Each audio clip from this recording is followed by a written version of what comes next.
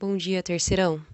Hoje eu vou começar com vocês com a matéria nova, referente às páginas 379 e 380. Vocês vão ter exercícios depois no plural do 1 ao 8 para fazer, tá bom? E hoje a gente vai aprender uma matéria relativamente fácil, ela é chamada de Quantitatives, e ela basicamente se resume a dizer muito, muitos, pouco, poucos. É só isso. Então vamos lá. Muito e muitos. Só pela construção já dá para vocês entenderem o que seria contável e incontável em português. Muito eu vou usar para aquelas coisas que eu não posso contar e muitos para as coisas que eu posso contar. E o equivalente disso em inglês seria o much e o many. Much como muito para aquelas coisas que são incontáveis e many como muitos para aquelas coisas contáveis. Pode ser na realidade muito, muita, muitos, muitas, tá bom? Vamos exemplificar para ficar mais fácil de entender. Vamos falar sobre o much. Em inglês, por exemplo, eu poderia dizer much money, much water, much salt, muito dinheiro, muita água, muito sal. Para pensar em português, ninguém fala eu tenho muitos dinheiros. Hoje eu bebi muitas águas. Assim também vai acontecer em inglês, eu não vou poder conjugar isso daí no plural, portanto são incontáveis. E é lógico que vai haver algumas diferenças entre o que é incontável no português e no inglês e o que é contável. Mas existem alguns incontáveis básicos que a gente fala, que são aqueles que dá para seguir uma regrinha.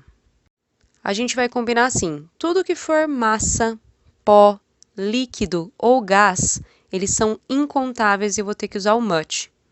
Então, relembrando o nosso exemplo lá, sal, por exemplo, é pó. Eu posso contar pacotes de sal, colheres de sal, que depois eu vou dar exemplo disso também, mas o sal em si, que é um pó, eu não vou contar.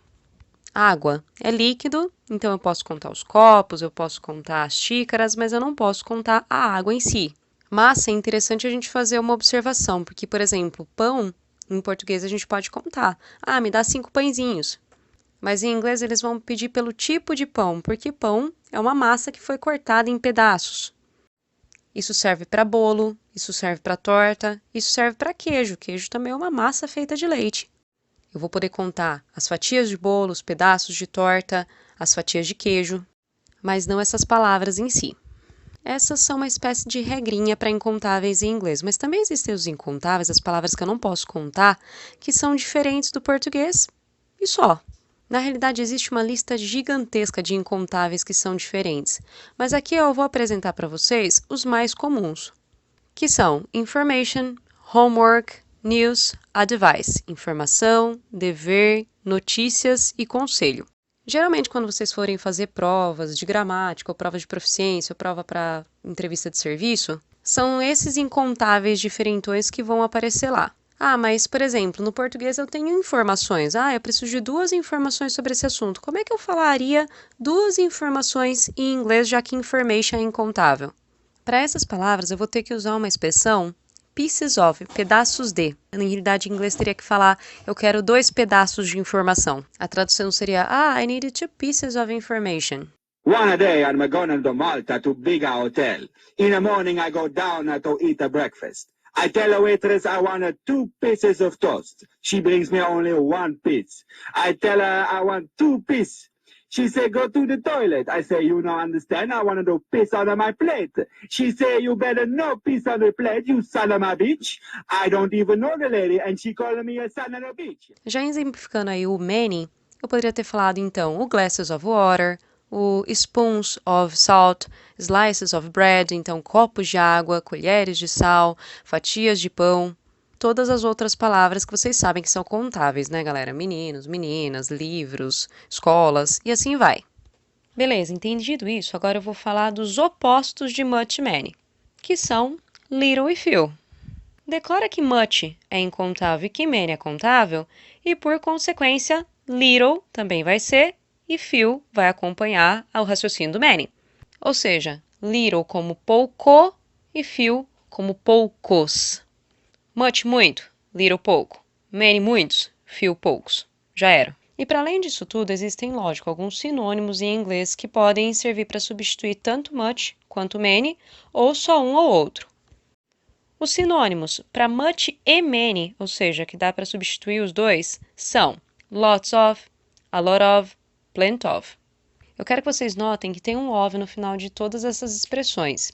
Isso quer dizer que quando vocês utilizarem elas para substituir ou much ou many, vocês vão ter que falar muito do que, porque of significa de. Então, por exemplo, lots of friends, lots of water, a lot of friends, a lot of water, plenty of friends, plenty of water. Tem que falar o que, tá bom? Agora, existe um sinônimo que só vai servir para o much, e ele em inglês é a great deal of. Ele só serve para substituir much. Tem que decorar, não tem jeito. E a expressão que só serve como sinônimo de many é o a great number of. E esse daqui é bem mais fácil de associar, porque se number é número, e número é o que me ajuda a contar, a great number of é a única expressão que substitui aquele quantitative que é contável. Number é contável. E a última observação que eu tenho que fazer dessa matéria é a diferença entre few e a few, e a diferença entre little e a little. Quando a gente utiliza só few, isso realmente me dá a ideia de poucos. Então, se eu falo I have few friends, eu tenho pouquíssimos amigos mesmo, 1 ou 2. Agora, se eu falar que eu tenho a few friends, isso quer dizer que eu tenho alguns amigos. Então, eu vou ter lá os seus 10, seus 8 amigos. Então, few representa menos do que a few. Basta lembrar assim, qual que tem mais letra? Few tem menos letra do que a few.